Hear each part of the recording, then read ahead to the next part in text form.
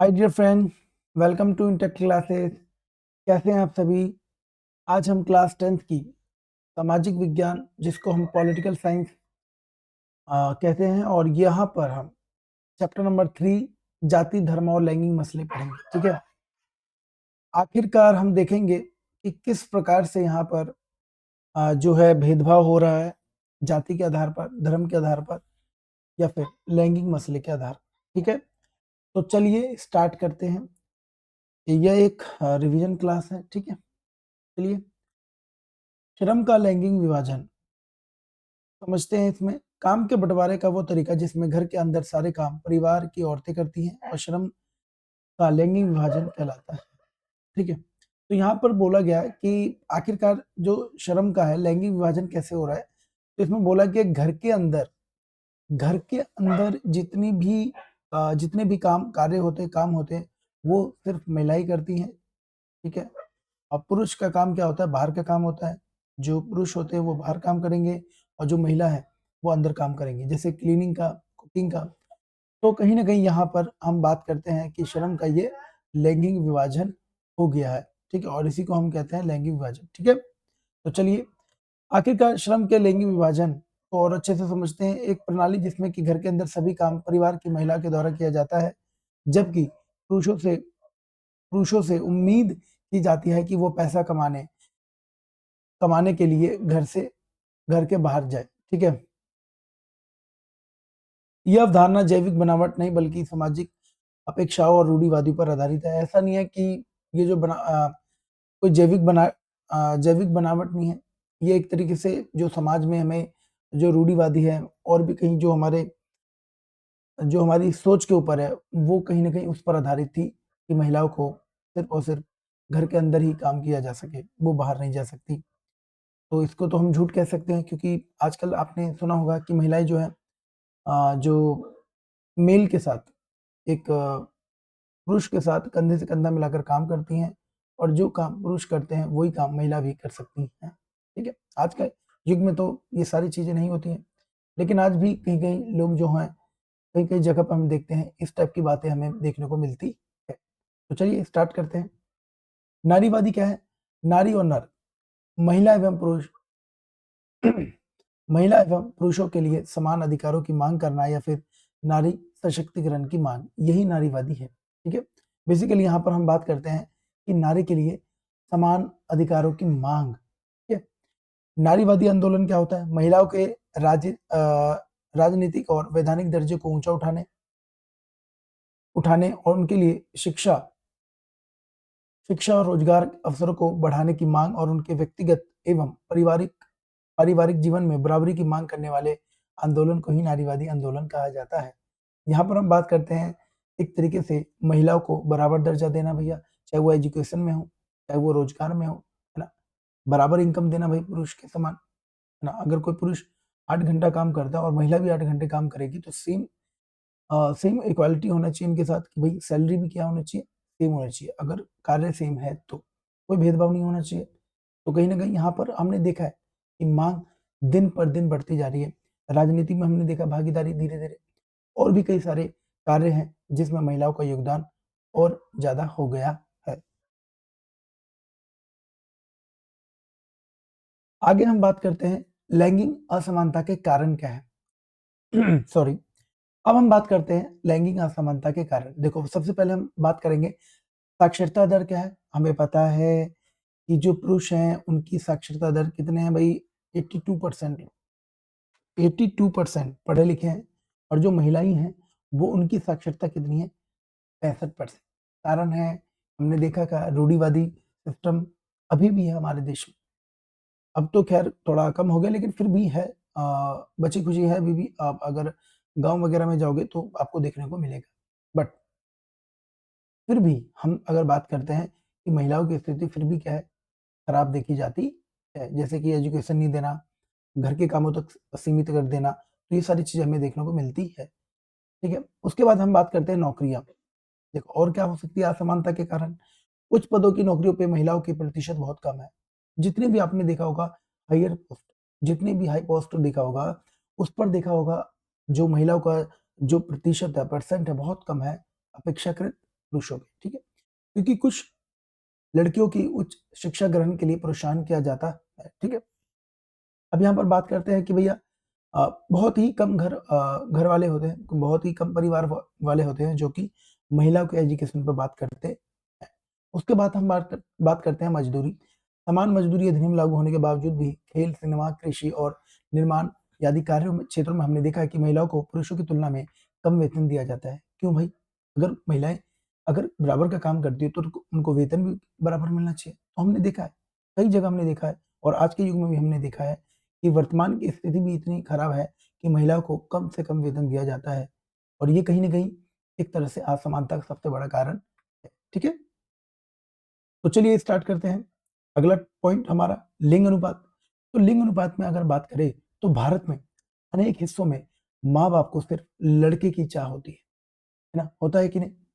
आज के टाइम में हमने देखा है कि हमारे आस-पास आप लोगों ने भी देखा होगा कि जो जो डिमांड है किसकी होती है? बेटे की, लड़के की चाह होती है। अगर कोई जो फीमेल है वो प्रेग्नेंट है तो उनकी अपेक्षा होती है, उनकी एक तरह से आकांक्षा होती है कि लड़का पैदा हो, लड़की ना हो। देख रहे हो? तो यहीं पर हम देखते हैं कि असमानता का एक कारण पनपा है। प्रति 1000 लड़कों पर लड़कियों की संख्या आपने देख रखी है, बहुत कम है। सामाजिक बुराइयाँ, ठीक है? आई थिंक 919 है यहाँ पर लड़कियों की जो लिंग अनुपात है। सामाजिक बुराइयाँ क्या है? विशेष रूप से शहरी क्षेत्र में महिलाओं के लिए सुरक्षित नहीं है। जैसे छेड़छाड़, तुमने देखा होगा छेड़छाड़, दहेज, यौन उत्पीड़न, ठीक है? यौन उत्पीड़न ये सब आम बात है। ये सब कुछ सामाजिक बुराइयाँ हैं। प्रतिनिधित्व क्या है? भारत में महिलाओं के प्रतिनिधित्व में विधानसभा में 5 और लोकसभा है। हमने देखा है कि महिलाओं को कम से कम नहीं तो अगर प्रतिनिधि देखा जाए तो, चाहे वो विधानसभा हो, चाहे विधायिका हो, चाहे वो संसद हो, चाहे वो सांसद हो, उनकी जनसंख्या हमने देखी बहुत कम ही होती है महिलाओं की, ठीक है? वित्त प्रधान बात करते हैं, इसका शाब्दिक अर्थ तो पिता का शासन है, पर इस पद का प्रयोग महिलाओं की तुलना में पुरुषों को ज़्यादा महत्व दिया जाता है। यहाँ पर हम बात करते हैं, महिलाओं की तुलना में पुरुषों को ज़्यादा महत्व दिया जाता है, ज़्यादा शक्ति देने वाली व्यवस्था के लिए भी किया जाता है, ठीक है?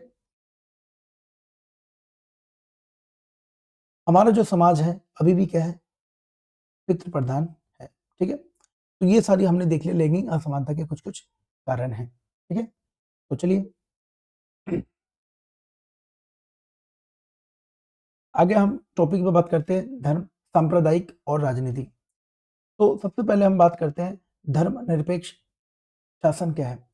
राज्य राजनीति या किसी गैर धार्मिक मामले से धर्म को दूर रखे। भई सरकार का काम क्या होता है?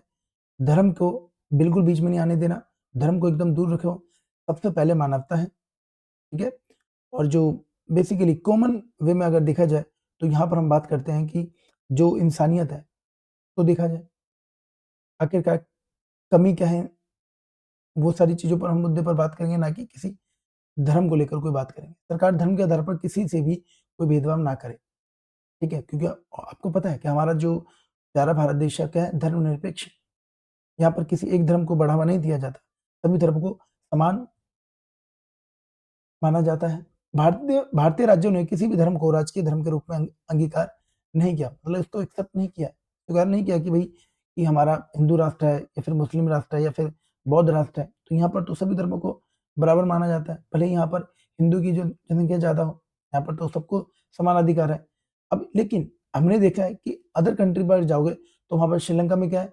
बौद्ध धर्म, पाकिस्तान में इस्लाम धर्म है, इंग्लैंड में ईसाई धर्म है। तो हर देश में हमने देखा है कि हर धर्म के आधारित पर वहाँ पर कंट्री जो है भेदभाव करती है। हमने देखा बौद्ध धर्म, इस्लाम और ईसाई, लेकिन हमारे भारत में ऐसा कुछ भी नहीं है। हमारा भारत देश धर्मनिरपेक्ष है, किसी भी धर्म को बढ़ावा नहीं देता है, सभी धर्मों को बराबर मानता है। ठीक है? तो चलिए स्टार्ट करते हैं। भारत का संविधान किसी भी धर्म को विशेष दर्जा नहीं देता। ठीक है?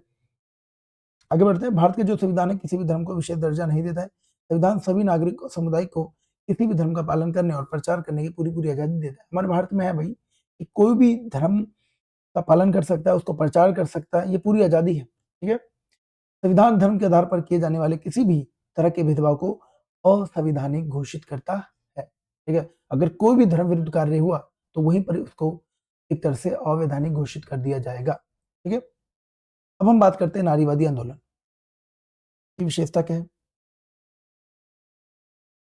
यह आंदोलन महिलाओं के राजनीतिक अधिकार और सत्ता पर उनकी पकड़ की वकालत करता है। यहाँ पर बात करते हैं सिर्फ महिला, अगर हम बात करें तो यहाँ पर हम बात करते हैं कि यहाँ जो है महिला के ऊपर ज्यादा जोर दिया जाएगा। ठीक है, उनकी पावर के ऊपर, उनकी पकड़ कितनी है, ये सारी चीजें। इसमें महिलाओं को घर की 4 दीवारों के भीतर रखने और घर के सभी कामों का बोझ डालने का विरोध है। ठीक है, अब ये यहाँ पे विरोध तो करना ही पड़ेगा। ठीक है, अब महिला जो है वो घर के 4 दीवारी में नहीं रह सकती, या फिर घर के कामों में, उलझन में, इन सब में नहीं फंस सकती। तो इसके विरोध में ये नारीवादी आंदोलन चलाए जाते। ये पितृसत्तात्मक परिवार को मातृ सत्तात्मक बनाने की ओर अग्रसर है। तो इसका काम ही है, जो पितृसत्तात्मक स्थिति है उसको मातृ सत्तात्मक में परिवर्तन करना। महिलाओं की शिक्षा तथा देश के विभिन्न क्षेत्रों में व्यवसाय, सेवा आदि का समर्थक। ठीक है, हमने बात करी है कि महिलाओं को जो है एजुकेशन दो भाई, है ना, देश के विभिन्न क्षेत्रों में उनके बिजनेस वगैरह में सपोर्ट दो, उनके सेवा में दो, आदि में भाई सपोर्ट करो। यह महिलाओं के हर प्रकार के शोषण का क्या करता है, विरोध करता है। तो देख लिया हमने नारीवादी आंदोलन की मुख्य विशेषताएं क्या है। पितृ प्रधान समाज, तो ऐसा समाज जिसमें परिवार का मुखिया पिता होता है। बिल्कुल, पितृ प्रधान समाज क्या होता है, जहां पर मुखिया पिता होता है और उन्हें औरतों की तुलना में अधिक अधिकार होते हैं। देखा होगा आपने, आज के टाइम में भी देखा होगा, पहले भी हमने देखा है कि जो पितृ प्रधान देश में क्या होता है, घर के मुखिया कौन होता है, कोई फीमेल होती है क्या। लेकिन आज के टाइम में कई कई जगह है, बट कई कई जगह पर महिला भी ही जो है वो मुखिया। ठीक है, तो महिलाओं को भाई बराबर का दर्जा दो, समान अधिकार दो, एजुकेशन दो, उनको अवेयर करो, क्या गलत कैसे वो बताओ। ठीक है, उसके बाद महिलाओं का दमन कैसे हुआ देखते हैं। साक्षरता दर की, महिलाओं में साक्षरता दर 54% है, जबकि पुरुषों में कितनी है, 76%। ऊंचा वेतन, ऊंची स्थिति के पद, इस क्षेत्र में पुरुष महिलाओं में बहुत आगे है। ठीक है, हमने देखा है ऊंचा वेतन है भाई, पुरुषों में क्या है, हाई सैलरी मिलती है, महिलाओं को थोड़ा कम।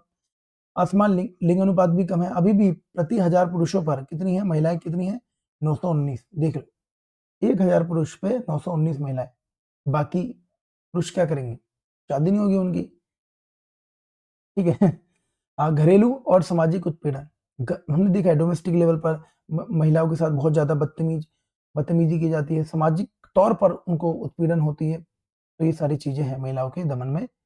जन प्रतिनिधि संस्थाओं में कम भागीदार अथवा प्रतिनिधित्व, हमने देखा है कि राजनीति में उनकी भागीदारी कितनी है, नागण्य, ना के बराबर। ठीक है, कम भागीदारी है।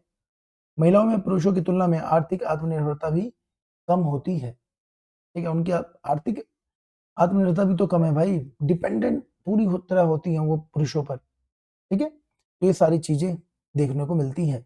अब हम बात करते हैं महिलाओं की राजनीतिक प्रतिनिधित्व क्या है। भारत की विधायिका में महिला प्रतिनिधियों का अनुपात बहुत कम है। जैसे कि लोकसभा में महिलाएं सांसदों की संख्या पहली बार 2019 में कितनी थी, 14.36% तक पहुंच सकी। बताओ, लोकसभा में सांसदों की, या फिर ओवरऑल हम बात करें, सांसदों की संख्या पहली बार 2019 में 14.36% तक पहुंची महिलाओं की संख्या। ठीक है, राज्यों की विधानसभाओं में उनकी प्रतिनिधित्व 5% से भी कम है भैया, 5% से भी हमने देखा है कि कम है राज्य के विधानसभाओं में।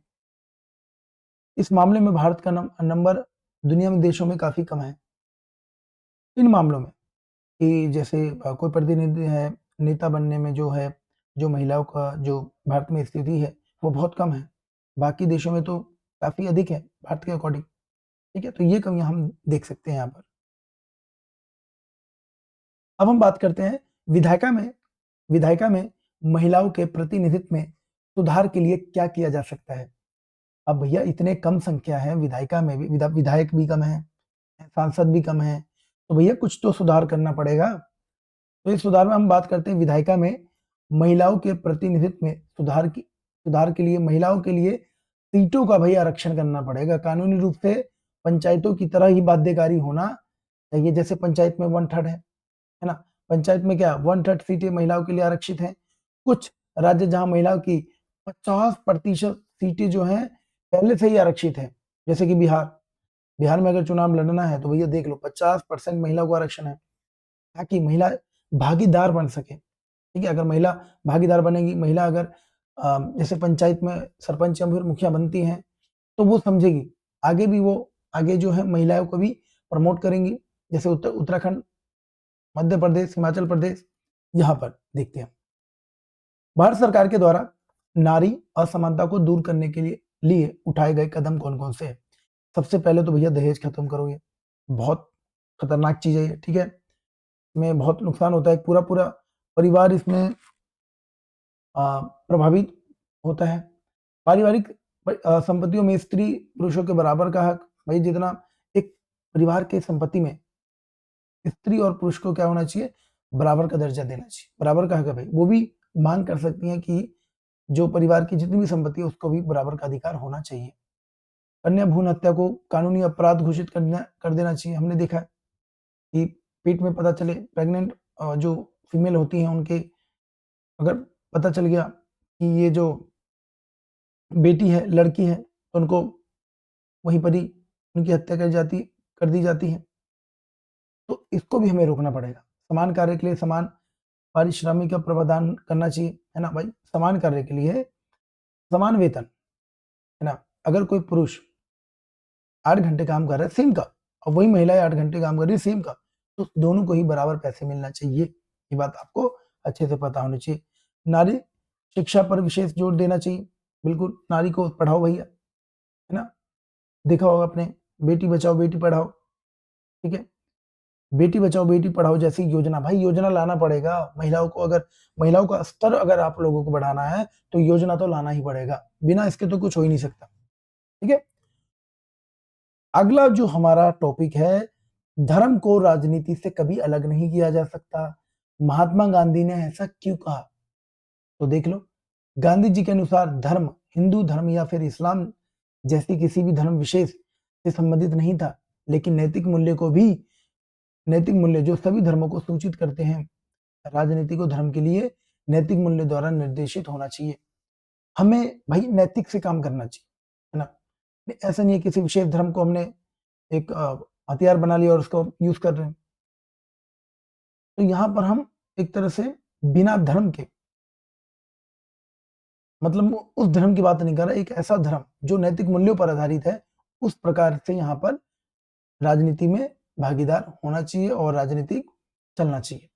ठीक है, पारिवारिक कानून क्या है। पारिवारिक कानून विवाह, तलाक, गोद लेना, उत्तराधिकार जैसे परिवार से जुड़े मसले संबंधित ये सब कानून है।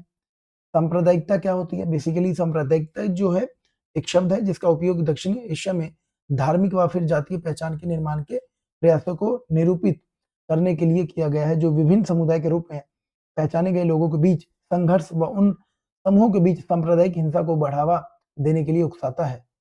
यहाँ पर बस एक आसान शब्दों में जानो कि सांप्रदायिकता में होता क्या है कि जो एक जाति के लोग हैं, बहुल जाति के लोग, मतलब कि एक जाति है जिनकी जनसंख्या बहुत ज्यादा है, दूसरी जाति की बात करते हैं तो उनकी जनसंख्या बहुत कम है। तो यहाँ पर हम बात करते हैं कि जो जाति में जनसंख्या जिसकी अधिक है, वो दूसरे छोटी वाली जो छोटी जाति होती है उन पर क्या करता है, एकदम रूड व्यवहार करता है। उस पर एक तरीके से जो दोनों हैं वो हिंसा का सहारा लेते हैं एक दूसरे को दबाने के लिए। ठीक है, तो ये सारी चीजें जो है सांप्रदायिकता में आती है। एक धर्म जब दूसरे धर्म को थोड़ा समझता है, अपने धर्म को एक श्रेष्ठ मानता है, तो ये सांप्रदायिकता का कारण बन जाती है। ठीक है, तो ऐसा नहीं होना चाहिए।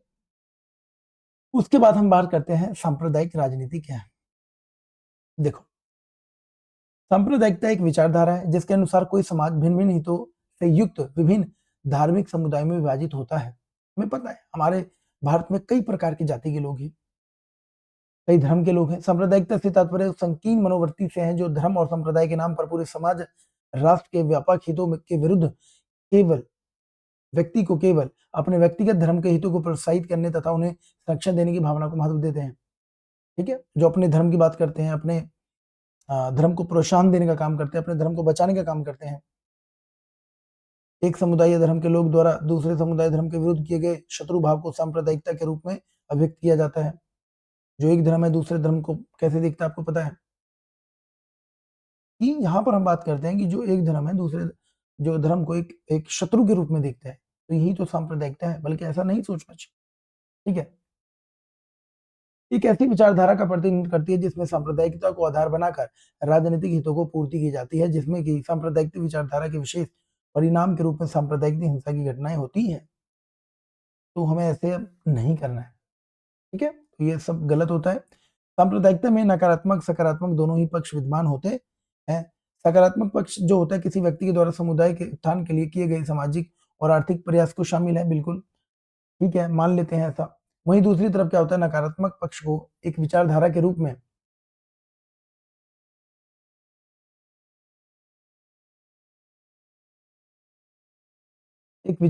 रूप में देखा जाता है, जो अन्य समूह से अलग एक धार्मिक पहचान पर जोर देता है, जिसने दूसरे समूह के हितों को नजर अंदाज कर पहले अपने स्वयं के हितों की पूर्ति की प्रवृत्ति देखी। नेगेटिव है भैया। कभी कभी क्या होता है कि अगर मान के चलो कोई नेता लीडर है, वो अपने धर्म के लोगों को देखेगा और बाकी धर्म के लोगों को इग्नोर करेगा, तो ऐसे काम चलेगा। चाहे वो अपनी जाति के लोगों को देखेगा, दूसरी जाति के लोगों को नहीं देखेगा, तो ऐसे में क्या होगा? ऐसे में तो भाई हिंसा होगी, भेदभाव होगा तो हिंसा होगी। तो ठीक है, सकारात्मक पक्ष है कि भाई उनके जो उनका सामाजिक आर्थिक जो प्रयास है काफी ज्यादा रहता है कि भाई उनका उत्थान करे, अच्छी बात है। लेकिन आपको दूसरों को भी देखना है।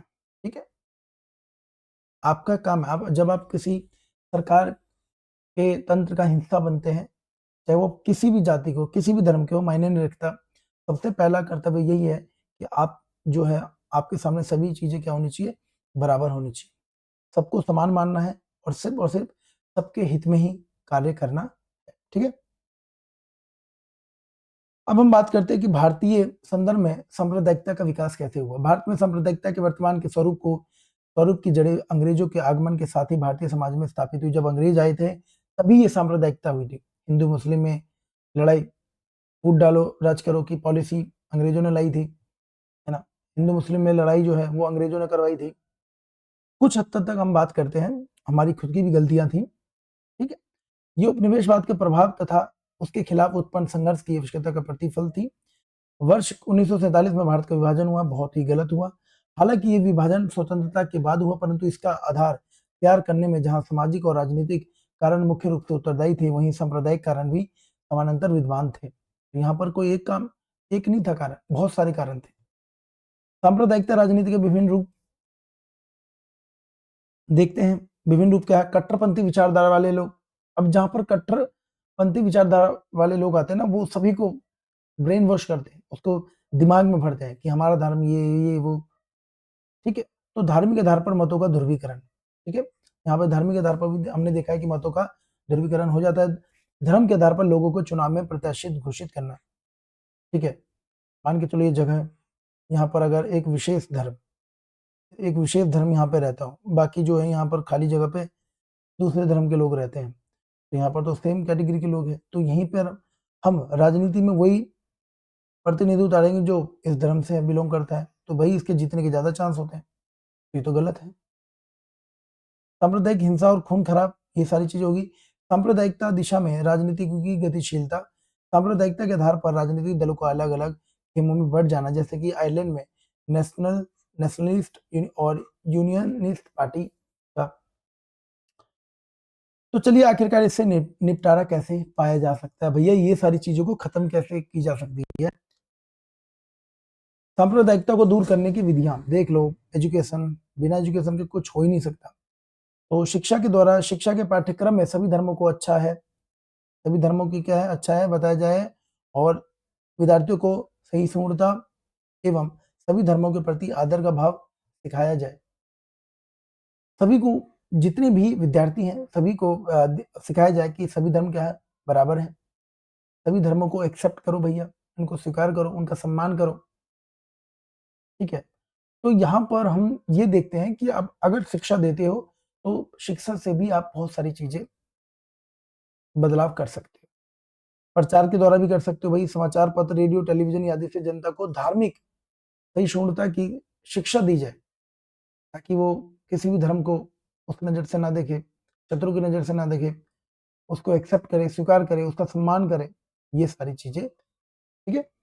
अब हम बात करते हैं नया टॉपिक धर्मनिरपेक्षता, ठीक है? ऐसी व्यवस्था जिसमें राज्य का अपना कोई धर्म नहीं होता है, बस बात खत्म। धर्मनिरपेक्षता का मतलब है राज्य का कोई अपना धर्म नहीं होता है।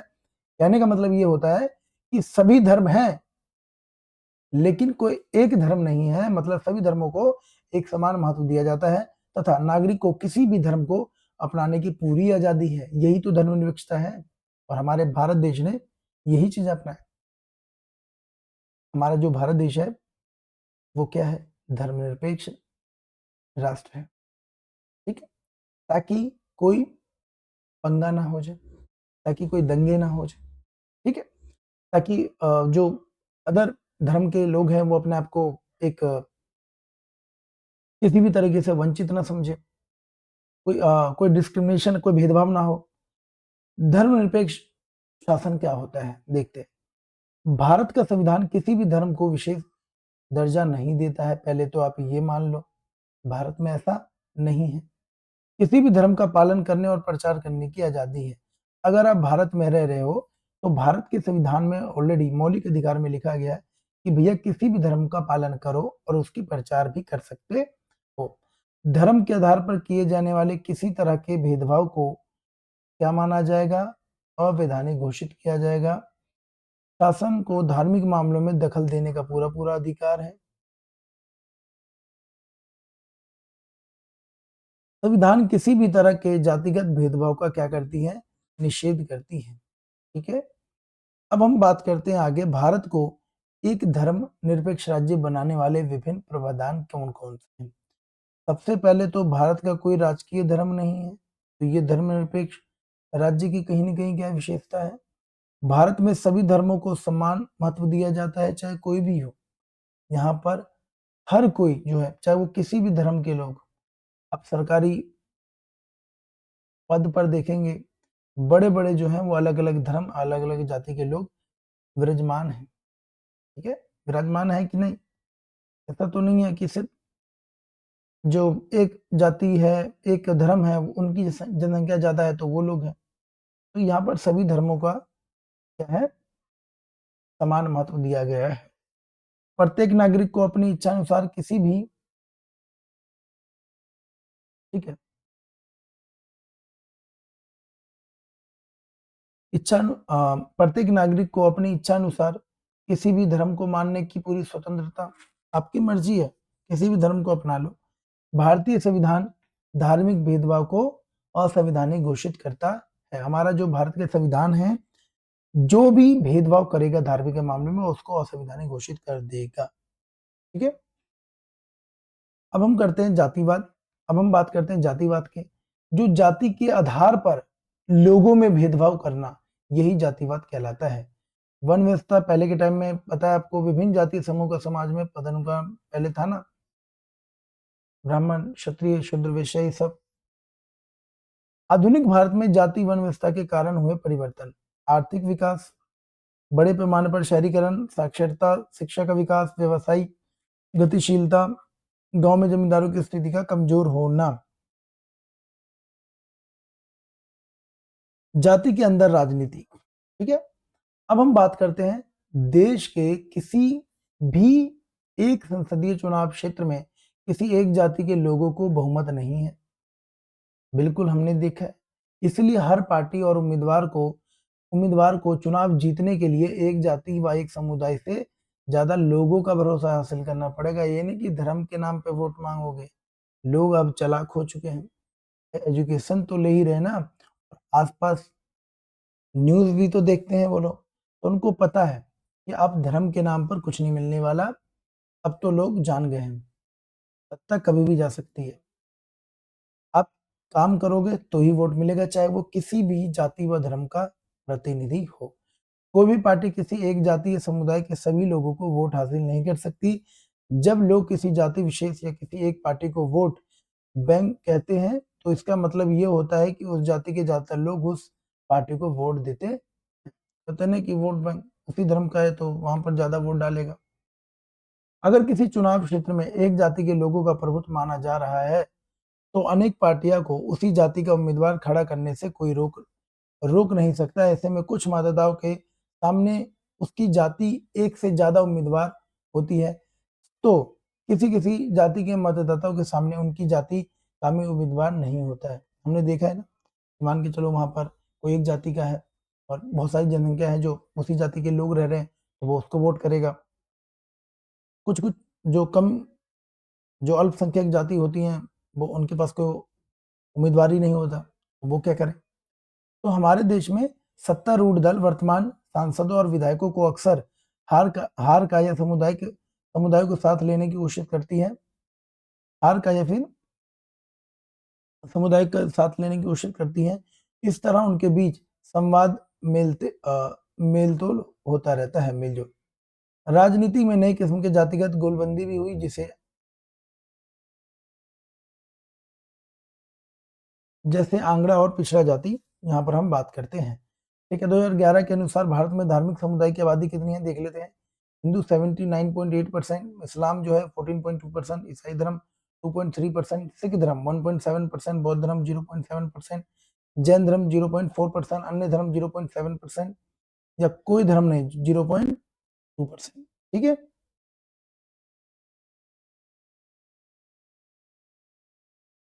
राजनीति में जाति देखते हैं। चुनाव क्षेत्र में मतदाताओं की जाति का हिसाब ध्यान में रखना, समर्थन हासिल करने के लिए जातिगत भावनाओं का उकसाना। देश के किसी भी एक संसदीय चुनाव क्षेत्र में किसी एक जाति के लोगों को बहुमत नहीं है। कोई भी पार्टी किसी जाति या समुदाय के सभी लोगों को वोट हासिल नहीं कर सकती है। भारत में जाति जो कितनी है, अनुसूचित जाति कितनी है, 16.6%, अनुसूचित जनजाति कितनी है, 8.6% है, मतलब 8.6%, अन्य पिछड़ा वर्ग 41.0%, भारतीय मुसलमान 14.2%, ईसाई 2.3% अक्सर जातियों के रूप में कार्य करते हैं।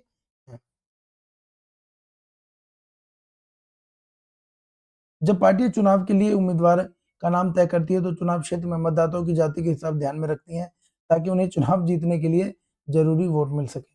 जितने भी पार्टी हैं उनको पता है कि यहाँ पर इस जाति की संख्या, इस जाति की जो जनसंख्या वो ज्यादा है, तो उसी हिसाब से जो मतदाता है, सॉरी जो उम्मीदवार है तय होता है।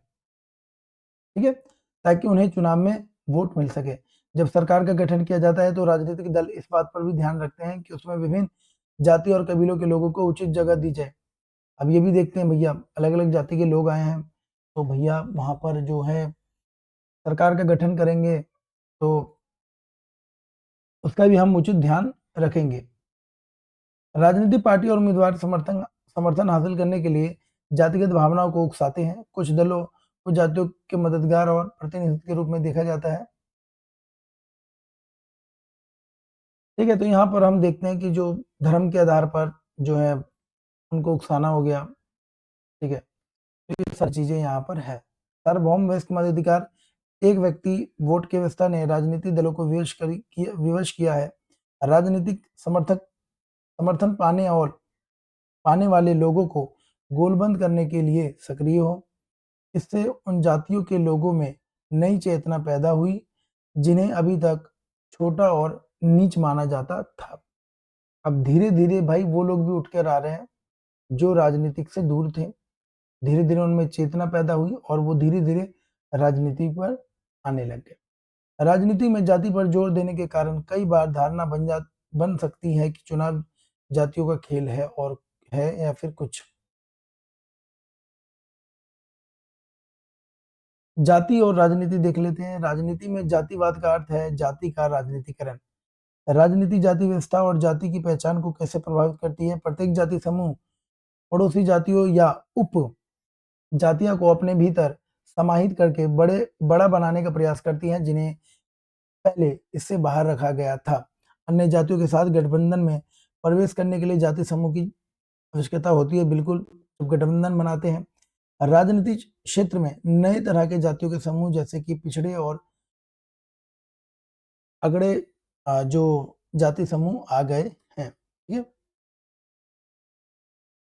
जाति के आधार पर चुनावी नतीजे तय नहीं किए जा सकते। कारण है भैया मतदाताओं में जागरूकता, बिल्कुल जागरूकता है भैया। ऐसा नहीं है कि इस जाति के हैं लोग यहाँ पर है और उस जाति से कोई प्रतिनिधि खड़ा है तो वो जीतेगा, ये ऐसे तय नहीं होता है। ठीक है, तो कई बार मतदाता जातीय भावना से ऊपर उठकर भी मतदान करते हैं।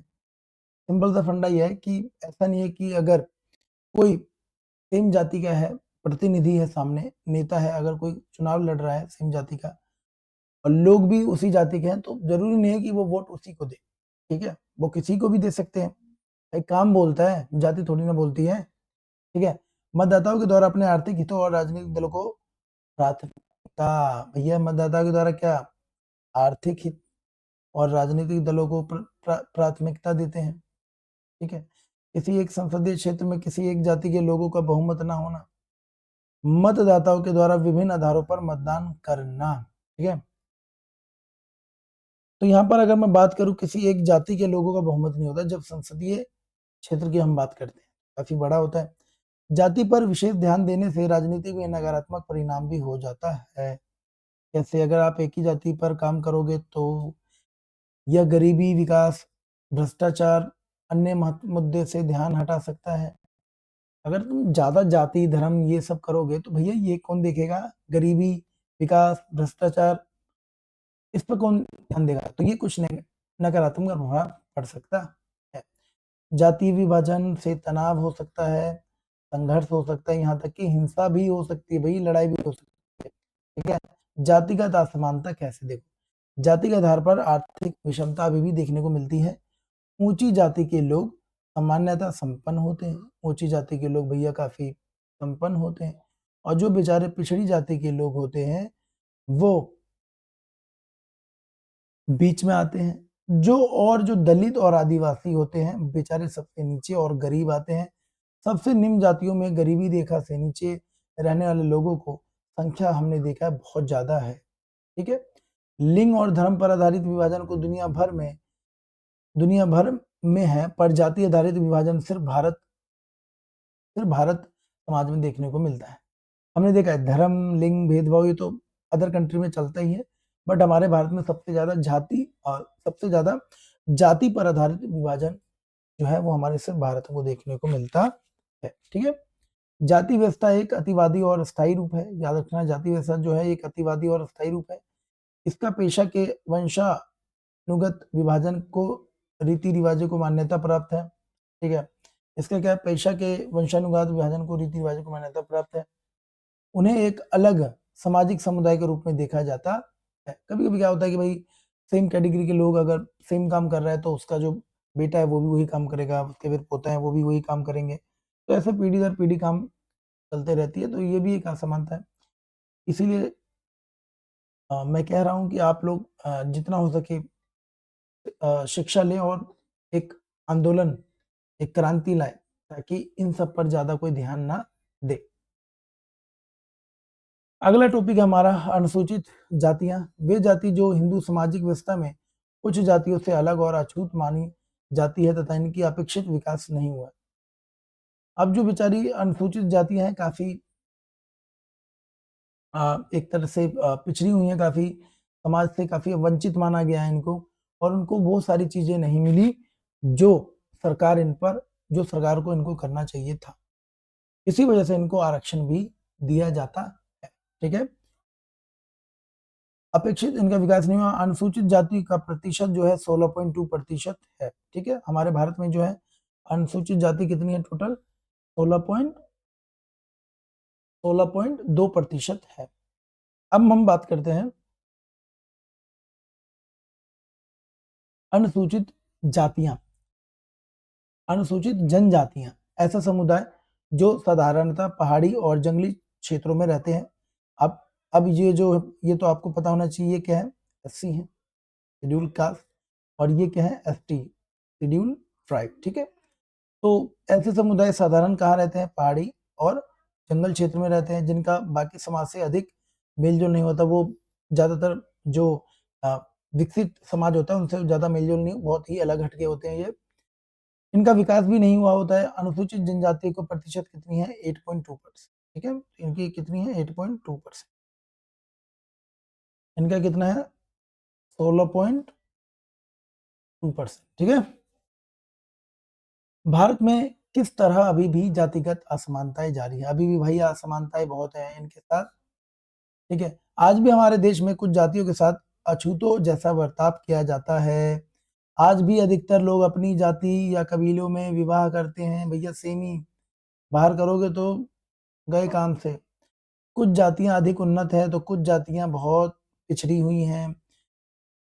कुछ जातियों का अभी भी शोषण हो रहा है। चुनाव अथवा मंत्रिमंडल के गठन में जातीय समीकरण पे ध्यान रखना। ठीक है, तो ये सारी चीजें हैं। चुनाव मंत्रिमंडल में आपने देखा होगा वहां पर भी कहीं ना कहीं जातियों का समीकरण चलता है, तो ये गलत है भाई। ठीक है। अब हम बात करते हैं समाज का काम के आधार पर विभाजन। काम के आधार पर भी होता है कि नहीं? पहले के टाइम में क्या था? ब्राह्मण, वेदों का अध्ययन, अध्यापन, यज्ञ करना, ये सब ब्राह्मणों का काम था ना। क्षत्रियों का काम युद्ध करना, लोगों की रक्षा करना, पहले के टाइम में यही होता था। वैश्यों का काम क्या था? कृषक, पशुपालक और व्यापारी भी होते थे लोग। शूद्र तीनों वर्णों की क्या करते थे? इन तीनों वर्णों की क्या करना? सेवा करने का काम कौन करते थे? शूद्र करते थे। गुण, कर्म अथवा व्यवसाय पर आधारित समाज का 4 मुख्य वर्णों में विभाजन था। ठीक है। अब हम बात करते हैं वन व्यवस्था की। अन्य जाति समूह से भेदभाव और उन्हें अपने से अलग मानने की धारणा पर आधारित है। जातियों के साथ छुआछूत का व्यवहार किया जाता था, बिल्कुल। अब इसमें क्या था कि ज्योतिबा फूले, डॉक्टर अंबेडकर साहब, पेरियार, रामास्वामी जैसे नेताओं, समाज सुधारकों ने जातिगत भेदभाव से मुक्त समाज व्यवस्था बनाने की बात की और उसके लिए काम किया। भैया इन लोगों का बहुत योगदान है। ज्योतिबा फूले हो गया, डॉक्टर अंबेडकर साहब हो गए, पेरियार रामास्वामी साउथ के, केरल के, तो इनका बहुत ज्यादा योगदान था। ठीक है। जातिगत भेदभाव को कम करने में सबसे ज्यादा योगदान इन्हीं का। अभी भी है बट अब बहुत कम है, लेकिन पहले बहुत ज्यादा हुआ करते थे। ऐसे ही बहुत सारे ऐसे नेता लीडर हैं जो कि हैं। ठीक है। और भी हैं जो जिन्होंने बहुत अच्छा काम किया है, जैसे कि राजा राम मोहन राय साहब ने, उनका भी बहुत योगदान है। विद्यानंद सागर जी का, उनका भी बहुत ज्यादा योगदान है। अब हम बात करते हैं 2011 की जनगणना के अनुसार भारत की जनसंख्या कितनी है, देख लेते हैं। तो इसमें 2011 की जनगणना के अनुसार एसटी की कितनी है, हमने देख लिया 16.6%, 8.6% किसकी? एसटी की। ठीक है। संविधान पहली अनुसूची में 22 राज्यों में 744 जनजातियों को सूचीबद्ध करता है। हमारे संविधान में 22 राज्यों में टोटल 744 जनजाति को सूचीबद्ध करते हैं हमारे संविधान में। भारत की स्वतंत्रता से, भारत की स्वतंत्रता के बाद से अनुसूचित जाति और अनुसूचित जनजाति का आरक्षण का दर्जा दिया गया। राजनीतिक प्रतिनिधि की गारंटी दी गई है। ठीक है।